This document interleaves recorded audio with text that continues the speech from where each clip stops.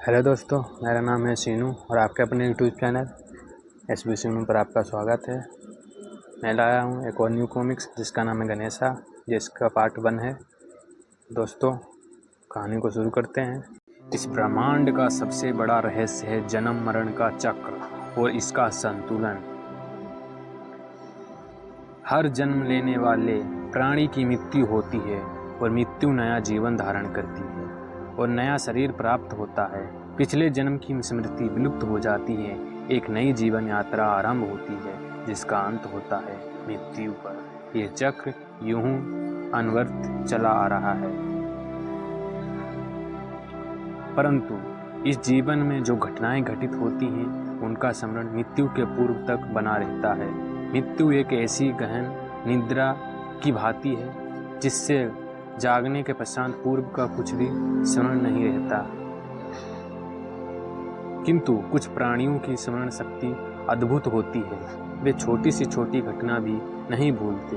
ये ईश्वर का उनको वरदान है या अभिश्राप, ये बता पाना असंभव है। हाथी कई प्रकार के व्यवहार प्रदर्शन करते हैं। इनमें दुख, सीखना, मर्तत्व, अनुकरण, कला, खेल, हर्ष, परोपकारिता, उपकरणों का उपयोग, करुणा और संयोग इत्यादि भावनाएं शामिल हैं।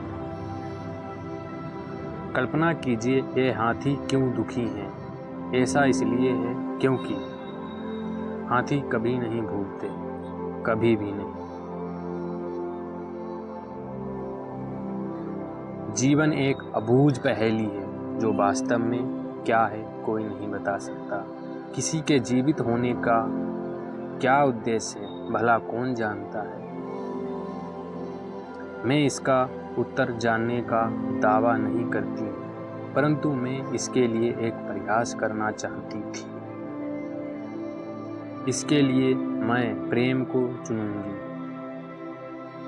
जीवन जीने के लिए प्रेम आवश्यक है। जहाँ प्रेम है वहीं जीवन है। प्रेम के बिना जीवन की कल्पना भी नहीं की जा सकती।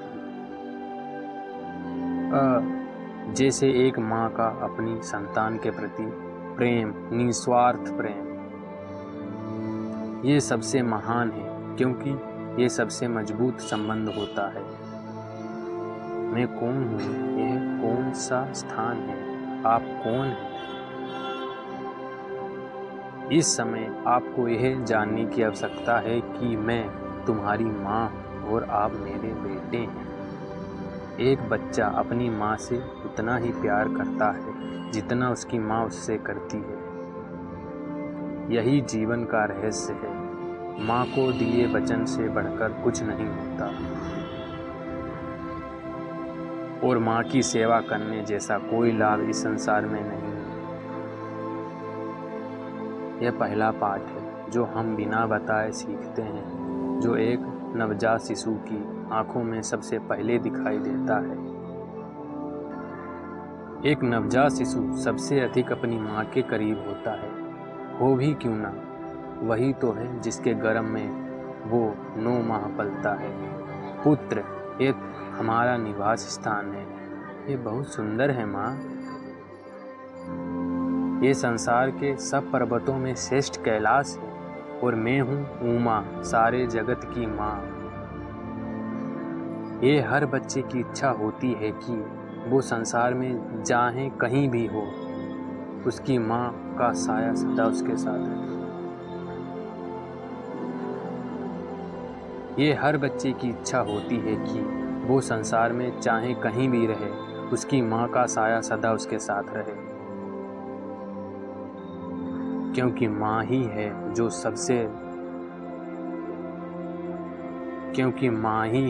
जो उससे निस्वार्थ प्रेम करती है और स्वयं से पहले उसके बारे में सोचती है। माँ ही है जो बच्चे को जीने की कला सिखाती है, उसे सही गलत का भेद बताती है।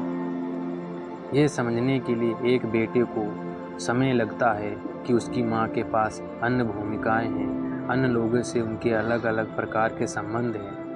लेकिन अगर आप मेरी माँ हैं तो सबकी माँ कैसे हो सकती है? जगत माता ने उसे धैर्य से समझाया, मेरे बच्चे, माँ का प्रेम एक से अधिक संतानों के होने से बढ़ता नहीं, ये ब्रह्मांड की तरह अनंत होता है जो बांटने से और बढ़ता है। मैं तुम्हें एक कार्य सौंपती हूँ। मैं मानसरोवर में जल के अंदर ध्यान लगाने जा रही हूँ। तुम इस बात का ध्यान रखना कि कोई मुझे परेशान ना करे जब मैं ध्यान मगन हूँ। हे पुत्र, तुम यहाँ पहरी की भांति उपस्थित रहो और कोई भी मेरे ध्यान को भंग ना करे, इसका ध्यान रखना। कोई भी इस ओर आने ना पाए। जैसी आपकी आज्ञा माँ, मुझे ऐसा करके बहुत ही प्रसन्नता होगी, परंतु यदि कोई इधर आ गया तो मैं एक नन्हा बालक उसे कैसे रोकूंगा? माँ की महानता का सबसे सुंदर पहलू ये है कि वह अपनी संतान की रक्षा के बारे में सबसे पहले ध्यान देती है। एक बात और पुत्र, ये आपकी नियति नहीं है। आपके मुखमंडल से ज्ञात होता है कि आप सर्वशक्तिमान बनेंगे। ये वो पाठ है जो प्रत्येक संतान अपनी माँ से सीखती है, जिसमें नम्रता के साथ, मैं उमा इस जगत की माँ और साक्षात शक्ति स्वरूपा हूँ, एक निस्वार्थ सेवा की भावना है। वो वचन देता है और फिर निकल पड़ता है अपनी माँ को दिए गए वचन को निभाने के लिए, अपनी माँ की इच्छा की पूर्ति के लिए। फिर चाहे अग्नि वर्षा हो या प्रलय आ जाए या जल प्रलय है, फिर चाहे अग्नि वर्षा हो या जल प्रलय आए, वो चिंता नहीं करता कि उसे इसके लिए क्या मूल्य चुकाना पड़ेगा।